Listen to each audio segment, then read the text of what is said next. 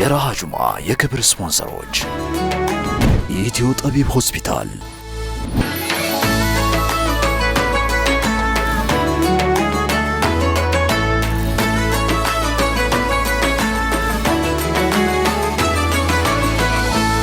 بسم الله الرحمن الرحيم الحمد لله رب العالمين الصلاة والسلام على رسول الله صلى الله عليه وسلم يا تودداچونا የተከበራችሁ ቤተሰቦቻችን እንደምን አላችሁልን እነሆ ራሃ ጁምዓ ሰዓቱን ጠብቆ ለእናንተ መድረሱን ጀመረ አላህ Subhanahu Wa Ta'ala ፈቅዶ ሳምንት ቆጥረን እነሆ በጁምዓው በዒዳችን ተገናኘን አው ሰዓቱ የራሃ ጁምዓ ነው ዛሬም እንግዲህ የተለያዩ መሰናዶችን ይዘን መተናል ጁምዓና መስጂድ አይነጣጠሉም ሙጀማዓ ተቅዋ ካሁን በፊትም አንድ ሳምንት ሰርተናል አይደል በጣም ቆንጆ ቆይታ ነበርና ተመልካቾችም ሴቲንጉን በጣም ወደነዋል ሩህ አለው አይነት ነገር የሚል ሐሳቦች ሰጡ ነበርና እንደውም ራሃ ጁምዓ ከመስጂድ ነበር እንዲሰራ ይፈልግ ነው ግን ምን ሆነ መሰለ አንዱ ተመልካቾችም እንዲረዱ ምን ፈልገው ያው ራሃ ጁምዓ የጁምዓ ፕሮግራም ነው ጁምዓ ደግሞ ከሰላት በኋላ ነው ይሄ ቀጥታ ፕሮግራሙ የሚከናወነውና መስጂዶች በዛ ሰዓት ለፕሮግራም ቀረጻ ሬዲ አይሆንም ስለዚህ እኛ ያው ሳንፈልግ በግዳችን ወደ ስቱዲዮ እንወስዳለን ግን አልፎ አልፎ ወጣ ያያለን ወደ መስጂድ ጎራ ያያለን አልፎ ደግሞ ወደ ስቱዲዮ እየተመለስን እና በደንብ እናሟሙቋለን ማለት ነው ኢንሻአላህ ምናልባት እንግዲህ ከኋላ ድምጾች ሊያስቸግሩ ይችላሉ ይቅርታ እንጠይቃለን መስጂድ ውስጥ ነው ቲላዋ ምናምን የሚቀሩ ሰዎች አሉ ተመልካቾች ቢያዩዋቸው በጣም ደስ ይለን ነበር ምናልባት ጊዜ ስለሌለን እንጂ በጣም በርካታ ልጆች ያካባቢ ነዋሪ ልጆች እየቀሩ ነው ያስቀናል እንደው ልጆች በተለይ በክረምት ላይ ሰዎች ብዙ ቦታ ይውላሉ ሌላ መዝናኛ ቦታዎች ይውላሉ መስጂድ መምረጥ ቀላል አይደለምና ምናልባት የተወሰኑ ድምጾች በመሃል ሊገቡ ይችላሉ እኛ ደግሞ ትንሽ ሞቀያል ድምጻችንን ከፍ ያደረግን ቆይታ ለማድረግ እንሞክራለን ኢንሻአላህ መልካም ተመልካቾቻችን ራሃ ጁምዓ ነው መከታተል ላይ የምትገኙት አብሮነታችሁ ከኛ ጋር ስለሚሆን እጅግ አድርገን እናመሰግናለን ባለፈው ሳምንት እንግዲህ ያው የተለያዩ ፕሮግራሞች አቀርበናል በተለይ ከሁለት ቀን በኋላ የሚከናወነው አንድ ልዩ ፕሮግራም አለ የምርኩዝ ኢቨንት እሱን አስመልክቶ ባለፈው ሳምንት ከቦታው አንዳንድ ነገሮች ጣልጣል አድርገህ ነበር ዛሬ ደግሞ እስኪ ዝርዝር ነገር እንሰጣቸዋለን ምርኩዝ 34 የከውን ሞገስ 8 አይደለ 8 ለምን የተባለው 8 አመት ነው 8 አመት ነው ለ8 አመታት ተከናውነዋል እንግዲህ አንድ ልጅ ምርኩዝ አንድ ተብሎ ሲወለድ የተወለደ ጊዜ ምርኩዝ አንድ ላይ ከነበረ አሁን 8 አመት ልጅ ሆኗል ማለት ነው የኔ ልጅ ማለት ቢያንስ አንድ ያኔ ነበር ማለት ነው እና ኮንሲስተንትሊ ያለማቋረጥ ሄዷል ምርኩዝ ለ34 አመት ለ34 ኢቨንቶች አየር ላይ ቆይቷል ኦልሞስት ለ9 አመት ወይም 9 አመት ከምናምን አካባቢ ሆኖታል ምርኩዝ ኢቨንቱ ከተጀመረ በመሃል አንድ አመት የኮቪድ ኢቨንት ነው እንደ እሱ ደግሞ ኢቨንት ወረርሽኝ ያ ለመጀመሪያ ጃፓናዊው ሰውዬ የኮቪድ እንትን ተገኝቶበታል ተብሎ ኤቭሪ ፕሮግራም ብሎክ የተደረገበት ጊዜ አስታውሳለሁ እና እኛ እሁዱን ፕሮግራም ልናዘጋጅ አርብ ዕለት ነው አናውንስ የተደረገው ዜናውን ሁሉ የሰማነው አስታውሳለሁ ሰፈር በኒ ኑር መስጂድ ጁምዓ ሰግደን እየተመለስን መንገድ ላይ ነው ዜናውን ራሱ ያየነው አንድ ጃፓናዊ ከአየር መንገድ እንትን ምናምን ተገኘበት ተብሎ በቃ ከዚህ በኋላ ፕሮግራሙ ይተከልክሏል ምናምን አንተ እንዴት ፕሮግራም መሰረዝ እንዴት እንደሚከብድና የምርኩዝ ኢቨንት በዛ ሁሉ ተሽሎክልኮ አልፎ ከዛ ደግሞ አላህ ፈቅዶልን ደግሞ ስንመለስ የሚንበር ቲቪን አብረን ይዘን የመጣንበትና ላውንች ያደረግንበት ኢቨንት ነበር የነበረው የከውኑ ሞገስ ላይ ነው የሚንበር የመጀመሪያ የቴሌቪዥኑን ብስራት ለፐብሊክ አናውንስ ያደረግነው ስለዚህ አሁን 8 አመት ተጓዘ ማለት ነው የከውኑ ሞገስ እውነቱን ለማውራት ምርኩዝ ፕሮግራም ብዙ ነገሮችን ያቀየረው መድረክ ላይ በተለይ አዳራሽ ውስጥ እንዲህ ሰውን አይዲዮሎጂህን የእስልምናን ውበት ሰው ውስጥ ማስረጽ ትችላለህ ሆይ በጣም ከባድ ነው የሚሆነው ሁለተኛ ደግሞ በዚህ ሂደቶች ውስጥ የተከሰቱ በተለይ የጥበብ ስራዎች ነሽዳዎችን ኦሬዲ በቃ የሚንበር ሰዎችን ከጥበብ ጋር ምን ያክል ቁርኝት እንዳላችሁ ያየንበት ነው ስመጥቀስ ላስፈልግ ይችላል ሁላችሁም ከጀርባም የራሳችሁ አስተዋጽኦ ስላላችሁ የሚወጡ ነሽዳዎች ብዙ ሪቮሉሽን አይተው ከሆነ ከዛ በፊት የነበሩት ሂደቶች 90ዎች ውስጥ ዘፈን ነበር ነው ሙስሊም ቤት ሰርግ እንኳን የምናደምቅበትና የጥበብ ስራው ሌላ ነው ከዚህ ደግሞ ከምርኩዝም ደግሞ እየወሰዱ መልካም ነገሩን እየወሰዱ በመላው ሀገሪቱ ኢቨንቶች እንዲዘጋጁ ሰበብ ሆኗል ሊመሰገን ይገባል የዘንድሮ ደግሞ በጣም ለየት ይላል እንዳልከው ሰሞኑን ጎብኝቼው ነበር የፒያሳ አራዳ ፓርክ በጣም ልዩ ቦታ ነው አንዳንዴ እንደ ምርኩዝ ደግሞ ቦታዎችን ማስተዋወቅ ቀላል አይደለም አድዋ ፓርክን ባለፈው አድዋ አዳራሹን አስተዋውቆ ነበር እና ሚሊኒየም አዳራሽን በፊት ወዳጅነት ፓርክና ጎልፍ ክለብን እነዚህ ሁሉ ተከናውነዋል። ያሁኑ ደግሞ የወዳጅነት ፓርክ በጣም ለየት ይላል። ስትገባ ጀምሮ የሚቀበልህ ነገር በጣም የተለየ ነው። እንደው ተመልካቾች ምናልባት እዛው ቦታ ላይ ሲሆኑ የሚያውቁት ይሆናል ብዬ አስባለሁ። እየተሰሩ ያሉ ሴቲንጎች አሉ ከበሩ ጀምሮ። የፓርኪንግ ጉዳይ አሳሳቢ አይደለም። ልጆቻቸውን ይዘው ቢመጡ እዛው በነፃ የሚጫወቱባቸው መዝናኛ ቦታዎች፣ ማዕከሎች አሉ።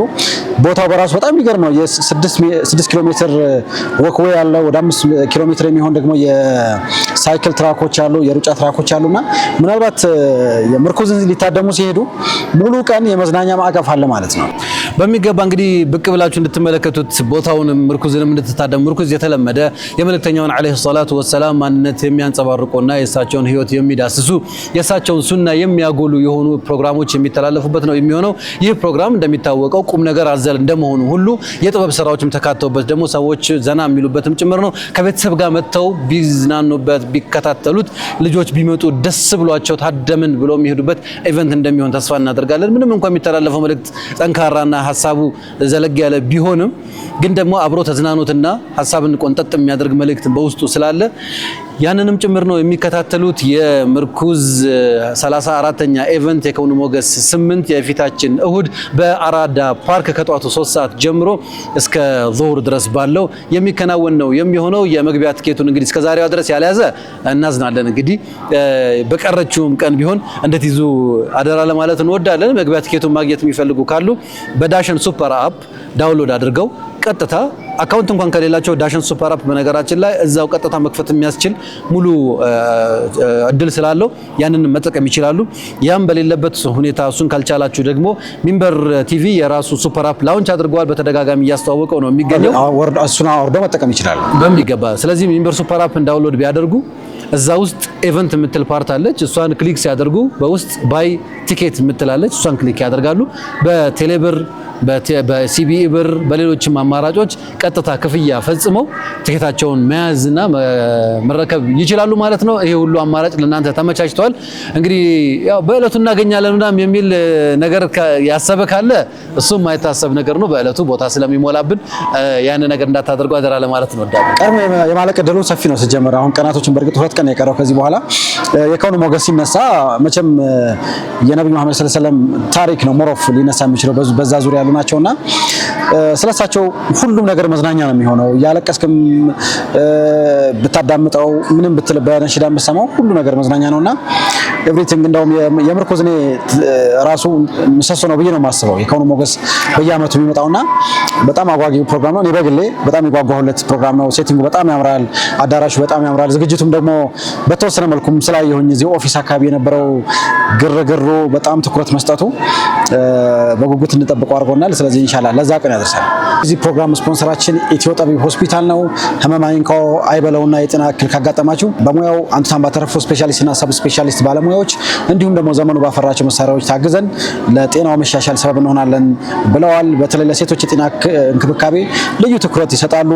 የፓርኪንግ ጉዳይ አያሳስብም። ለሕክምና ምቹ በሆነው በራሳቸው ባስገነቡት ህንፃ ውስጥ ነው እንግዲህ ሁሉ አገልግሎት የሚሰጠውና ወደ ማዕከሉ በመሄድ እንግዲህ የጤና አገልግሎት እንታገኙ ተጋብዛችኋል። ሰፈረ ሰላም ይገኛሉ። ደውሉላቸው። 900 ላይ ደውሉ። ለወረፋ ማስያዝ ትችላላችሁ። የጤና መረጃም ማግኘት ትችላላችሁ። የዚህ ፕሮግራም ስፖንሰር ስለሆኑ ከልብ እናመሰግናለን። ሌላ የፕሮግራማችን አጋር የሆነው ኢማን እስላማዊ ኮሌጅ ነው። ኢማን እስላማዊ ኮሌጅ ለበርካታ ዓመታት ማህበረሰቡን ከእውቀት ጋር ሲያስተሳስር ቆይቷል። እነሆ በክረምቱም በርካቶችን እያስተማረ ይገኛል። በቅርቡ የማስመረቅ ስራውን የሚሰራ ነው የሚሆነው። ወደፊትም ደግሞ እንደዚሁ በመደበኛ እንደዚሁም በርቀት መማር ለምትፈልጉ ሁሉ እድሉን አመቻችቶ ይጠብቃችኋል። ኢማን እስላማዊ ኮሌጅን ማግኘት ከፈለጋችሁ በአድራሻዎቻቸው ጀሞ ሰይድ ያሲን ህንፃ 4ኛ ፎቅ ላይ ወይም ደግሞ ፒያሳ ኤሌክትሪክ ወርልድ ህንፃ 3ኛ ፎቅ ላይ ታገኟቸዋላችሁ። እንደዚሁም በክፍለ ሀገርም ጎራ ማለት የምትፈልጉ ካላችሁ በደሴ፣ በኮምቦልቻ እንደዚሁም በዲላ ሌሎችም ቅርንጫፎች ታገኟቸዋላችሁ። ኢማን እስላማዊ ኮሌጅ ፕሮግራማችንን ስለሚያበረቱልን እጅግ አድርገን እናመሰግናለን። ሁሉንም ስፖንሰሮቻችንን ከልብ እናመሰግናለን። ዛሬ እንግዲህ እንደገለጽ ነው ጀማዓ ተቅዋ ውስጥ ነው የምንገኘው፣ ቤተል የሚገኘው እንደማለት ነውና ይህ መስጂድ ከአሁን በፊት ማውርተንለታል። ብዙ አገልግሎቶች አሉት። ከነዚህ ውስጥ በጣም ያስደስተን ዛሬ በርካታ እንግዲህ በብዙ መቶዎች የሚቆጠሩ ተማሪዎችን የክረምት ትምህርት እየሰጠ ይገኛል። ብዙ የስፖርት ማዘውተሪያ ማዕከሎች አሉት። ከአሁን በፊትም ያው ኦልሬዲ አውርተነዋል። በእርግጥ ብዙ ተሞክሮች ልንወስድበት የምንችል መስጂድ ነውና ከልብ እናመሰግናለን። በጣም አንተ ኢንጂነርም ስለሆንክ ደግሞ አንዱን ብታወራ በጣም ደስ የሚለኝ ምሰሶ የሚባል ነገር የለውም። እንዴት እንደቆመ ማታይም፣ ግን በጣም ይገርም የራሱ የሆነ እንግዲህ በኢንጂነሪንግ ቋንቋ የምትሉት ነገር ይኖራል አይደለ? ምሰሶ ከሌለው ምን ጥቅም አለው የሚለው ነገር። በእርግጥ ያው ዘመኑ ፈቅዶልናል። አሁን በትረስ ሲስተም በብረት ሊሰሩ የሚችሉ ቀለል ላይት ዌይት የሚባሉ ወይም ቀለል ያለ ክብደት ያላቸውን ማቴሪያሎች በመጠቀም መስራት የሚቻልበት አማራጮች አሉ። ይሄም የዛ አካል ነው። እኔ ከሁሉ በላይ ሙጀማዕ ተቅዋ ከግንባታውም ከግቢው ካለው ፋሲሊቲ ምናምን በላይ ሞዴል መስጂድ ሆኖ መውጣት መቻሉ በጣም ይገርመኛል። በአጭር ጊዜ ነው ረጅም ዓመታት መስጂድ ሆነው እያገለገሉ ብዙ የምናውቃቸው መስጂዶች አሉ። ሰፊ ቦታም ያላቸው ተሰግዶባቸው ከመውጣት ውጪ ምንም አገልግሎት እየሰጡ ያልሆነ ወይም ደግሞ የሚሰጡት አገልግሎት ሰላት፣ ቂራአትና ጥቂት ብቻ አገልግሎቶች የሚሰጡ አሉ።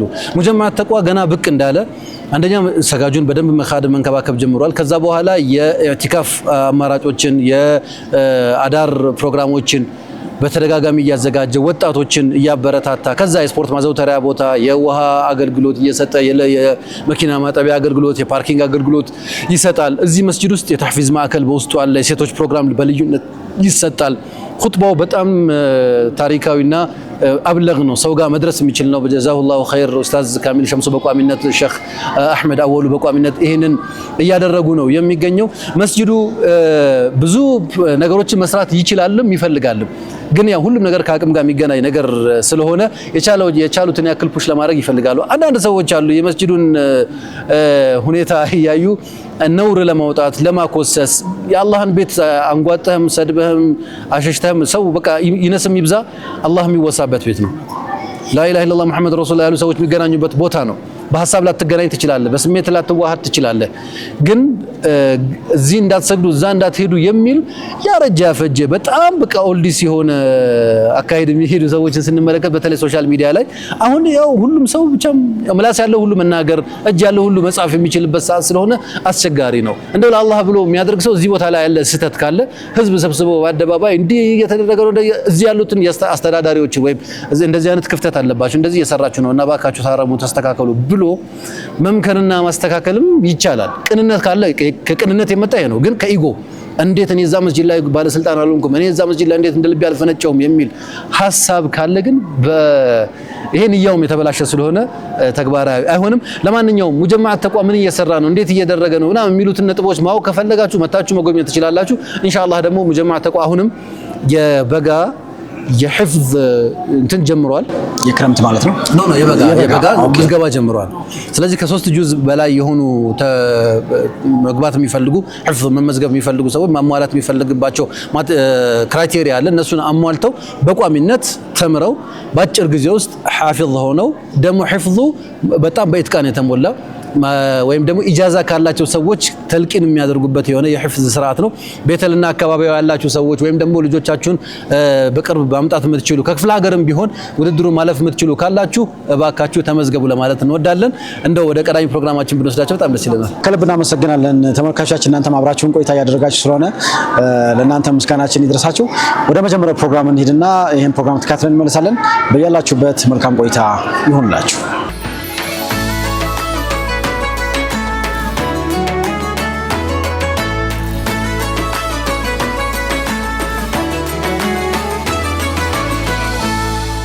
ተመልካቾቻችን የተከታተላችሁ የምትገኙት ሚንበር ቲቪ ነው። ፕሮግራሙ ደግሞ ረሃ ጅሙዓ ነው። አብራችሁን ቆይታ እያደረጋችሁ ስለሆነ ከልብ እናመሰግናለን። አሁን የፊታችን እሁድ የሚከናወነውን የምርኩዝ ኢቨንትን በተመለከተ አንድ እንደው ተጨማሪ ሀሳብ ሼር ለማድረግ ያህል የምርኩዝ ኢቨንት አዲስ አበባ ላይ ከተከናወነ ኦልሞስት በአመቱ ነው የመጣ ነው። በዚህ ዙር በአመቱ ነው። ያ የሆነበት ብቸኛ ምክንያት የሚመጡትን ኦዲየንስ አኮሞዴት ሊያደርግ የሚችል በቂ አዳራሽ እንደልብ ማግኘት አለመቻላችን ነው አንዱ። ከተማችን ላይ ያሉ ትልልቅ ቦታዎች ስንመለከታቸው ወይ ለሙስሊሙ የሚመቹ አይደሉም ወይ በጣም ጠባብ ይሆናሉ። ትልቅ የነበረው ሚሊኒየም አዳራሽ ነበር። ሚሊኒየም አዳራሽ በእድሳት ምክንያት ፈረሰ። ከዛ ውጪ ሌላኛው ትልቅ የኮንቬንሽን ሴንተር ነው የነበረው። ኮንቬንሽን ሴንተር ደግሞ በጣም ሩቅ ነው። በተለይ ቀድሞ መሀል ከሚባለው ወይም ደግሞ ሙስሊም በዝ ከሚባለው አካባቢ ሲታሰብ ሩቅ ነው የሚሆነው። ኦፍ ኮርስ ኮስት ዋይዝም በጣም ከፍተኛ ኮስት የሚያስወጣ ነው እና ለዚህ ነው አንድ ብዙ ሰው ስለሚጠይቀን እቺን ለአብራራ ብዬ ነው ለምንድነው ቆይታችሁ የምትመጡት ለምንድነው የሚል ሐሳብ ስለነበረ ማለት ነው። ስለዚህ አንደኛውና ቀዳሚ ምክንያታችን በቂ ቦታ ለማግኘት ነው። እንደው አንድ ኸይረኛ ሰው ቢገኝና ደህና 3000 4000 የሚይዝ ሰፋ ያለ አዳራሽ እንደምንም አድርጎ ቢገነባ ኸይረኛ ሰው ብናገኝ ይሄ በጣም ጥሩ ነበር። ግዴታ እኮ በነገራችን ላይ ወደፊት እኮ ግዴታ መሆን ያለበት የግድ ነው። ያለበለዚያ ወደ ስቴዲየም ወደ ምናምን ልንወጣ ነው። እንደዛ ደግሞ ማድረግ እንትን ነው። አሁን ደግሞ ክረምት እየመጣ ሲመጣ የአየር ሁኔታውም ስለማይመች አውትዶር ማድረግ አንችልም። ከዚህ በፊት ሞክረናል፣ አውትዶር ለማድረግ ሞክረናል ልክ እንደ ወዳጅነት። ግን አሁን ዝናብ የሚመጣበት ሁኔታ አይታወቅም። ነፋሱ የአየር ሁኔታው ተለዋዋጭ ስለሆነ እሱን እርግጠኛ ስላልሆነ ነው እቺን ሐሳብ እንደው ከምርኩዝ ጋር ተያዘ ጣል ላርግ ብዬ ነው። ከዛ ውጭ ግን እንዲሁ ከተመልካቾች ጋር ትንሽ ሐሳቡን ብንለዋወጥ ብዬ የማስበው ነገር ቢኖር አሁን ሰሞኑን እያስተዋል ነው የምንገኘው ከፍልስጤን ከሚገኙ ወንድሞቻችን ጋር እየተፈጠረ ያለው ነገር ነው። በጣም ልብ የሚነካ ልብ የሚያቆስል ነገር ነው። እንግዲህ የጋዛን አይተናል። ያን ሁሉ ስቃይ መከራ ሰቆቃ አሁንም አልተቋረጠም። አሁንም ያ ስቃይና መከራ እንደቀጠለ ነው። በተለይ ደግሞ በሰው ልጅ በማይጨከንበት ማለት ጠላትህ ቢሆን እንኳን አከመህ የማዳን ግዴታ አለብህ። ሰብአዊነት የሚባለው ነገር ስለሚመጣ ጠላትህ ሲሆን አሁን የሕክምና ቁሳቁስ ወደዛ እንዳይገባ ተደርጎ ህፃናት በሕክምና እጦት እንዲሞቱ በረሃብ እንዲሞቱ ለማድረግ በጣም ብዙ ጭራሽ ይባስ ብሎ ባለፈው ታስታውስ ከነበረ በጣም ዘግናኝ የሆነ የሰው ልጅ እንደዚህ ይጨክናል ወይ ብለህ የምትለው ነገር ፈጽመው ነበር ወይ ለመፈጸም አስበው ነበር። ምን የጋዛ ነዋሪዎችን በአዞ መንጋ በአዞ እንትን አስከብቦ በማስፈራራት ከከተማው ለማስወጣትና ለማራቅ የሚደረግ ፕሮፖዛል ቀርቦ ውድቅ ተደርጎባቸዋል። በራሳቸው ሰዎች ውድቅ ተደረገ ማለት ሀው ክሩል እንደሆነ የዛ አካባቢ ማህበረሰብ ያሳዝናል። አሁን ደግሞ ዌስት ባንክ ላይ ሴትለሮቹ እነዚህ አካባቢውን ወረው የያዙ ሰዎች ጭራሽ ሀገሩ ነዋሪዎች እንዴት እንደሚያሰቃዩ እያስተዋልን ነውና እንደው ከባድ ዱዓ ያስፈልጋል የሚለውን ለማንሳት ነው። አዎ ከባድ ነው። በእስልምና እንግዲህ በአንድ ሴት ክብር መደፈር ብቻ ሰራዊት የወጣ ትውልድ ያለፈበት ህዝቦች ነንና አንዳንዴ በጣም ዝም ማለታችን በራሱ እንደ ተራ ግጭት እንደ ተራ በደል አድርገን ነው የምናየውና ምንድነው አሁን እኛ እንደ ሙስሊም ምን እያደረግን ነው?